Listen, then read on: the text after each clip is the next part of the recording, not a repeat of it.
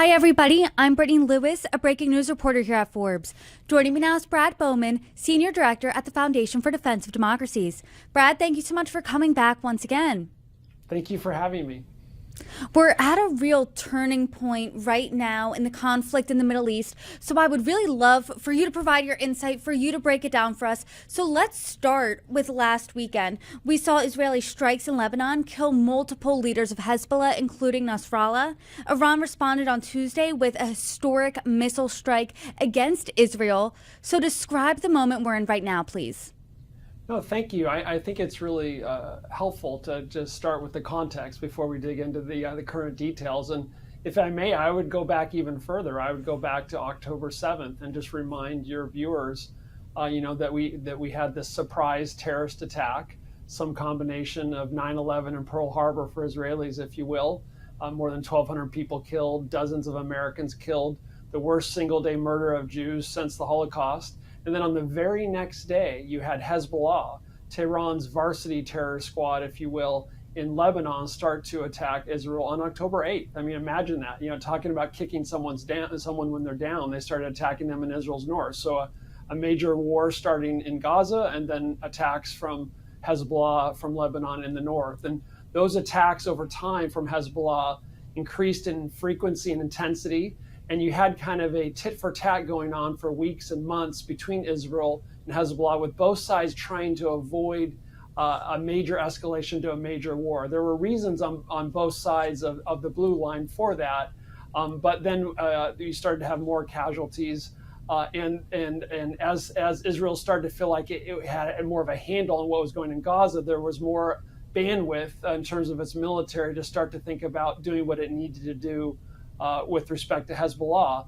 And as a lot of your viewers may also know, that more than 60,000 Israelis had to flee their homes in the north. So a country, roughly the size of New Jersey, had a good portion of the northern half essentially become not safely habitable by civilians. And so that's obviously politically unacceptable for Israel.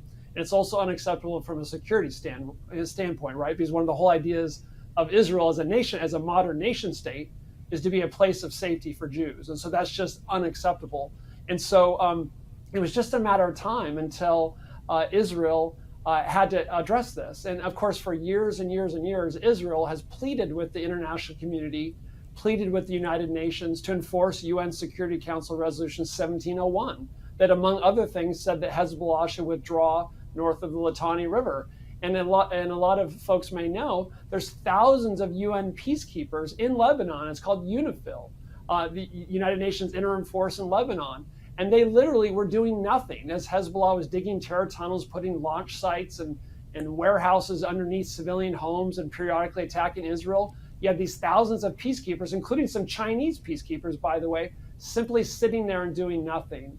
And so Israeli frustration with the United Nations, with the peacekeeping force, and the failure of diplomacy to address this very serious threat to them was just unacceptable. And so what international organizations and diplomacy failed to do, Israel is now doing with force. And the main goal here is to try to push Hezbollah back to allow those tens of thousands of Israelis to return to their home. Go in there, destroy tunnels, destroy Hezbollah infrastructure, push them back. And unless Israel plans on an indefinite occupation, which I don't think they plan and I would not advise, they're going to have to retain the ability in the coming weeks, months, and even years to go back into southern Lebanon when Hezbollah tries to return. I've been able to talk with analysts and experts, including yourself, from the FDD since October 7th on. And I've had a few conversations with Richard Goldberg, one of the analysts there. And in those conversations, when we talked about Israel and Hamas, he always said, people really need to keep their eye on Hezbollah and that threat from the north, those launches from the north.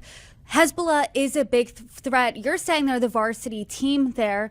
We saw a few weeks ago that pager attack that wounded thousands of Hezbollah members. Is Hezbollah, as we know right now, as we see right now, because a few of their leaders were killed, because thousands were wounded just a few weeks ago, are they still that varsity level threat?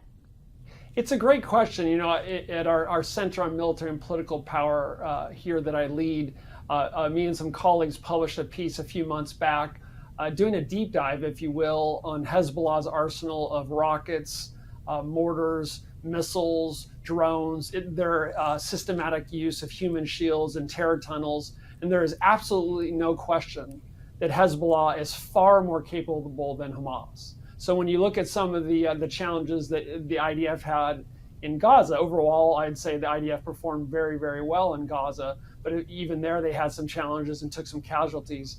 We should expect, in terms of ground warfare, that you would have at least as much trouble with Hezbollah, because Hezbollah is a far more capable force. But your premise is also correct, and that is that Hezbollah has sustained extraordinary damage in the last few months.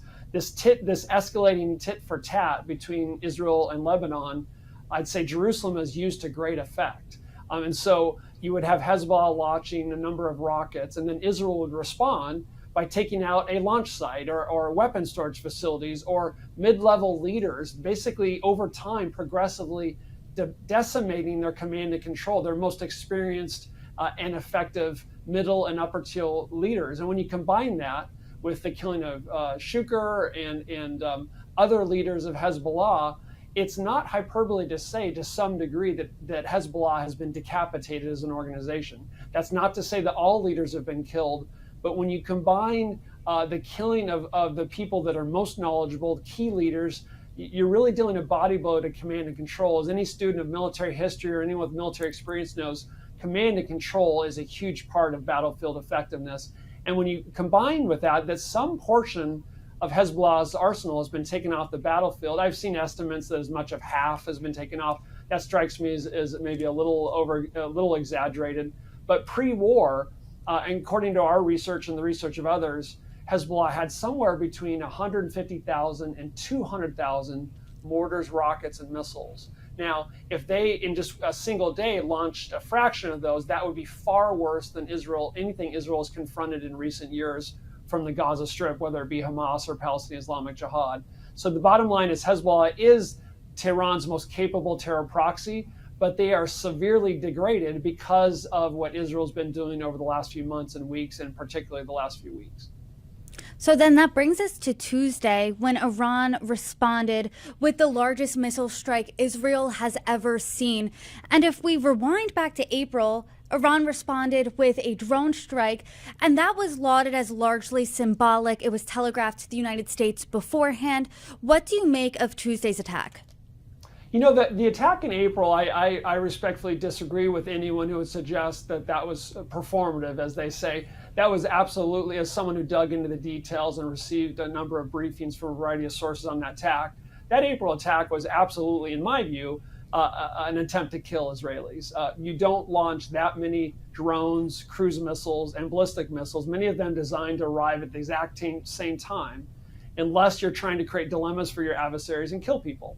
The reason they were unsuccessful is because of the effectiveness of Israeli integrated air and missile defense and the assistance they received from the United States and others. And let me hasten to add, in April, that a number of Arab partners were helpful in defeating that Iranian aggression. And that's a little appetizer, if you will, a little preview of what a regional security architecture could look like that consists of the United States, Gulf Cooperation Council countries, and ultimately Israel, helping us detect and defeat Iranian aggression. That's a nightmare for the Islamic Republic of Iran.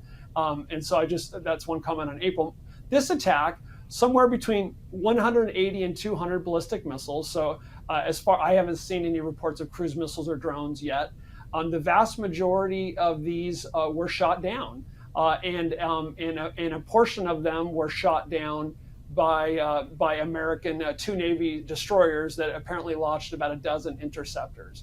And so this was absolutely this second direct attack from Iran, right? After the first one, I said, Rubicon's been crossed. We're going to see Iran more likely to conduct these direct attacks in the future. And unfortunately, I was correct. So here we go again. Second direct attack from Iran against Israel, this time 180 ballistic missiles. Ballistic missiles are harder to shoot down than cruise missiles and drones once detected, because they move faster. And some of them can, depending on the type, can actually maneuver, making them be able to hit a target plus or minus 20 meters in some cases, and more difficult to intercept. But nonetheless, Israel, with this integrated air and missile defense system with Arrow, David Sling, Iron Dome would have been less relevant here, as well as the assistance they received from the United States. Very few got through. Damage was relatively light, and there was very few casualties. And so that's a good thing for Israel. But this, once again, was an absolute desire on the part of Iran to kill Israelis. And by and large, they failed. But this does give Jerusalem an opportunity to hit back. And you even hear the Biden administration, not known for its hawkishness in the Middle East, suggesting that a proportional attack would be appropriate. And so, a proportional attack of 180 ballistic missiles, my goodness, that could be quite an Israeli attack directly against Iran. And a lot of good, strategic good could be accomplished if that's designed well. So that leads me to my next question. What happens next? Because as you said, a few months ago, Rubicon was crossed. How does Israel respond to this? And where does this leave Israel and Iran? Right. So I think for a long time, I and others have been expressing concerns that the more we're talking about Hamas and Hezbollah and the Houthis, as understandable that is, because Israel's getting attacked from 7 different fronts. And when you're getting attacked and a missile's coming in on a human level, it doesn't really matter where it's coming from. But the more that Israel and the United States focus on those terror proxies, the 3 H's I call them, Hamas, Hezbollah, and the Houthis, the more we're kind of playing right into Iran's grand strategy, essentially the grand strategy that Tehran has been employing since 1979, is that they use others to do their dirty work, hoping that the counterpunches and the consequences are delivered to the puppets and not the puppet master.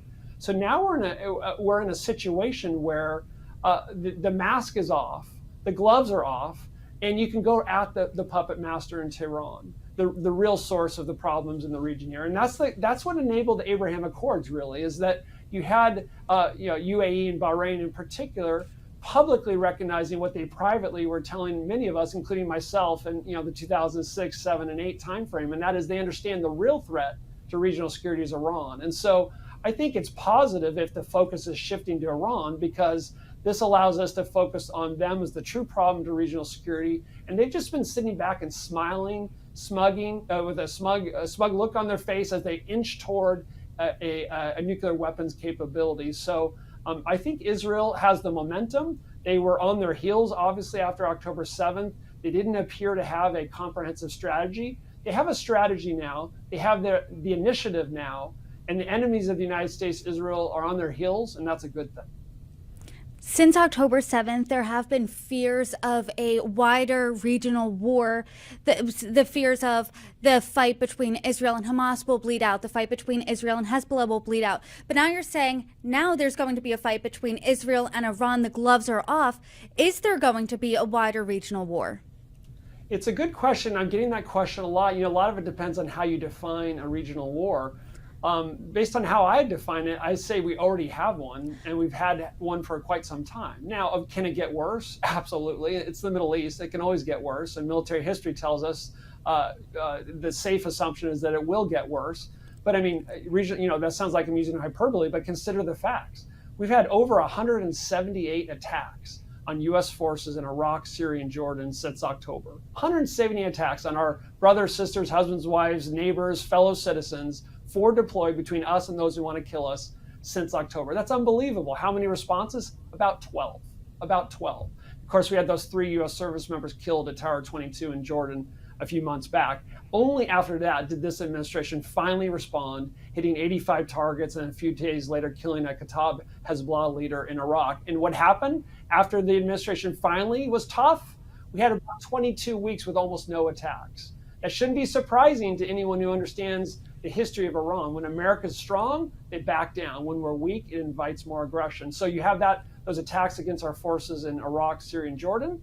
You have the worst assault on maritime shipping and freedom of navigation in and around the Red Sea, led by another Iranian terror proxy, the Houthis. You have Israel getting attacked from 7 different fronts. You have the Iran using its influence at Baghdad to try to evict U.S. military forces there. Looking to hopefully repeat what happened in 2011 with a conditions ignoring timeline-based withdrawal. And so pretty much everywhere you look in the region, you've already got weapons flying. And when you have it on the scale and frequency you're talking about, that sure looks to me like a regional war, but I'm in no way saying it can't get worse. But that's the central criticism I have for the Biden administration. They're constantly saying, we don't want to escalate, we don't want to escalate, we don't want a regional war. Anyone who spent, as I've said before, more than 10 seconds on a playground understands, if you tell the bully who just punched you in the face that you don't want to fight, what are you going to get next? Another smack in the face.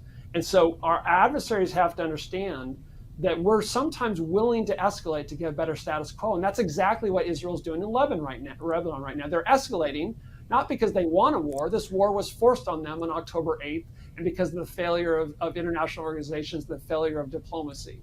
But they're escalating to get a better status quo, to establish full sovereignty and territory over the nation state of Israel, which they have every right to do. I think that's a really important and interesting point, because since October 7th on, people have said, we don't want escalation, we don't want escalation. I mean, from the facts and from what we've witnessed over the past year, it seems like every time that is said, it's after an escalation, no? Exactly. It's a little thing that I've noticed is that you get the most hand-wringing, most concerns about escalation when the United States and Israel are looking to respond. So there's not quite as much concern when the bad guys escalate, but when we start to prepare to defend ourselves and respond to aggression, suddenly escalation is the concern. So if we could bring just as much concern about escalation to when the bad guys and gals act, I think we'd be a little bit better off. And from the United States perspective, I think we should spend a little less time worrying about provoking our adversaries and a little bit more time focusing on how we can help our partners, Taiwan, Ukraine, Israel, defend themselves against aggression that our adversaries are planning to pursue regardless. We have this kind of strategic narcissism, which H.R. McMaster, chair of our center, talked about in his book Battlegrounds a few years ago, is that where we think everything's a reaction to us. Well, newsflash, sometimes there are just terrorists who want to kill us, and they're authoritarians and autocrats that have plans of aggression for naked aggression, and they're going to pursue it regardless. The question is, how do we respond?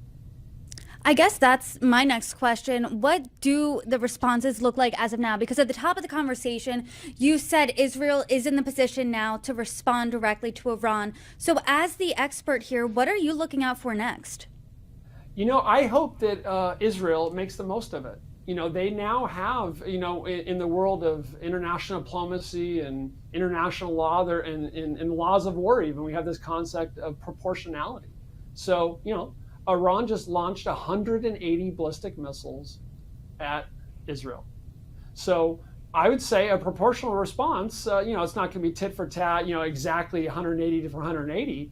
But I think Israel would be well within its rights to respond with it. And trust me, Israel is going to be a heck of a lot more effective. If you looked at what happened in April, you had all kinds of missiles and drones, ballistic and cruise missiles and drones being launched at Israel, with largely unsuccessful. And then Israel sent 2 or 3 missiles back and took out a air defense radar. So they were like, okay, you need 300, we need 2, and we can accomplish more. So I think Israel should take advantage of this to deal a serious blow to the Islamic Republic of Iran. There's a real window of opportunity here, but it shouldn't be a one-off.